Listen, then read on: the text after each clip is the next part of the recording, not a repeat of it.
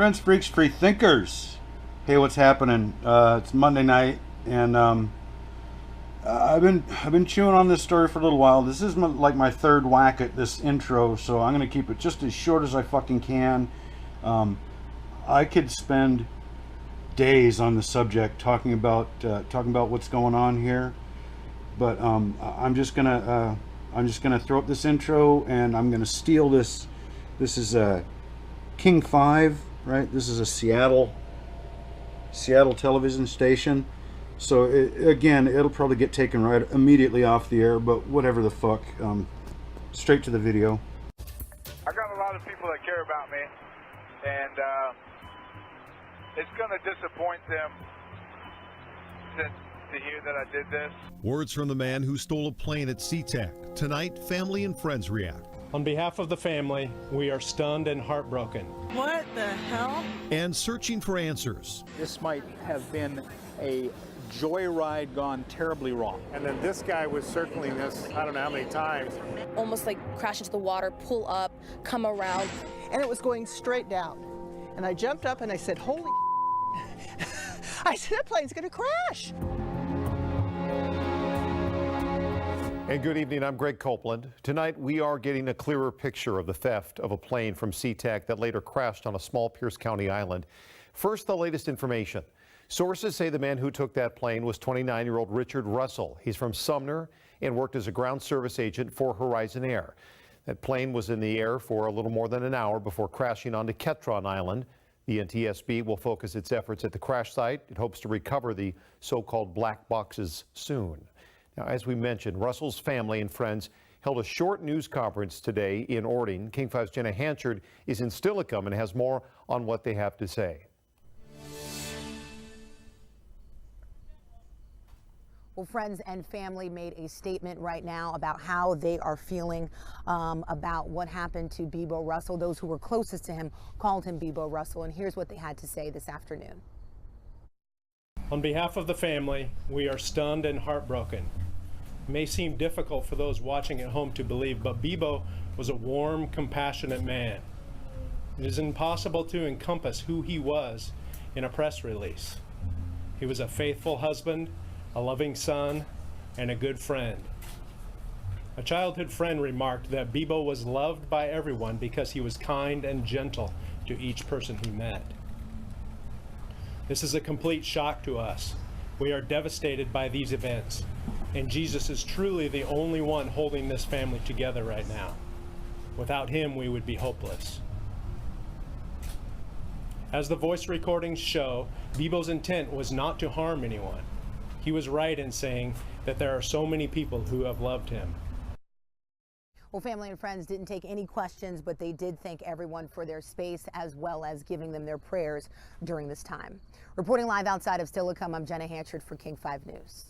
Jenna, thank you. Also tonight, new audio of the incident at SeaTac Airport. What you're about to hear is someone from air traffic control trying to make contact with Russell before he takes off. Aircraft on Charlie, lining up runway 16 center, say your call sign. The dash 8 on runway 16 center, say your call sign. The dash 8 on runway 16 center, say your call sign.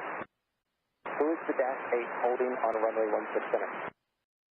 A little bit hard to make out. He's asking who is the dash 8? That's that plane holding on runway 16 center. What we don't know is how the plane got from the parking area out to the runway without anybody noticing. We have requested and we are waiting for the ground control and ramp control communications to see whether there was some sort of failure. By the time air traffic control noticed him, it was likely too late to stop him from taking off. Once he was in the air and began talking with the tower, we get a kind of an idea of his mindset. It's hard to hear at times, but it definitely puts the situation into perspective. I got a lot of people that care about me, and it's going to disappoint them to hear that I did this. I would like to apologize to each and every one of them. Just a broken guy. Got a few screws loose, I guess. Never really knew it till now. I started like 30-something. 100 pounds of fuel. Rich, you said you're at 2,100 pounds of fuel left? Yeah, I don't know what the burn is like on takeoff, but yeah, it burned quite a bit faster than I expected.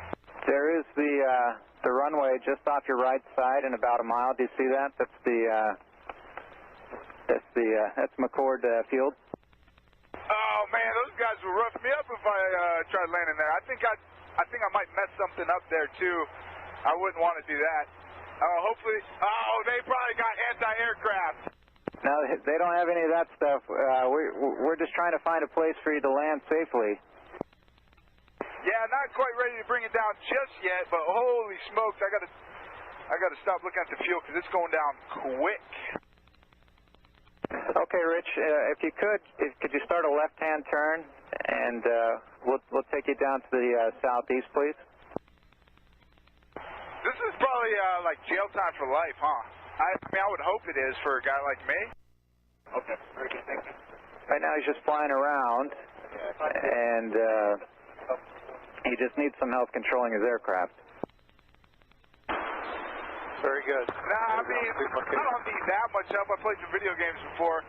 I would like to figure out how to get this cabin altitude. Like, I know where the box is. I would like to get some, make it pressurized or something so I'm not so lightheaded. Minimum wage. We'll chalk it up to that. Maybe that'll grease the gears a little bit with the higher up. Damn it, Andrew! People's lives are at stake here. Now, Rich, don't say stuff like that. Nah, I just told you I don't want to hear no one. I just want you to whisper sweet nothings into my ear. It wasn't too long after that, the plane went down on Ketron Island. If you're not familiar with it, it's among the smallest of the South Sound Islands with about a dozen homes, maybe 20 residents. It's right off Steilacoom, shares a ferry with Anderson Island to its west. It's only about 1.5 miles long, and at the southern end where the plane hit, it's mostly wooded area with only a couple of homes there. So how was this Horizon Airlines employee able to pull it off? We certainly don't have all the answers just yet, but here's what we do know. The plane heist started here in Cargo Area 1. That's the northeast corner of the runway area. It's basically a parking lot for planes that are out of service for the day.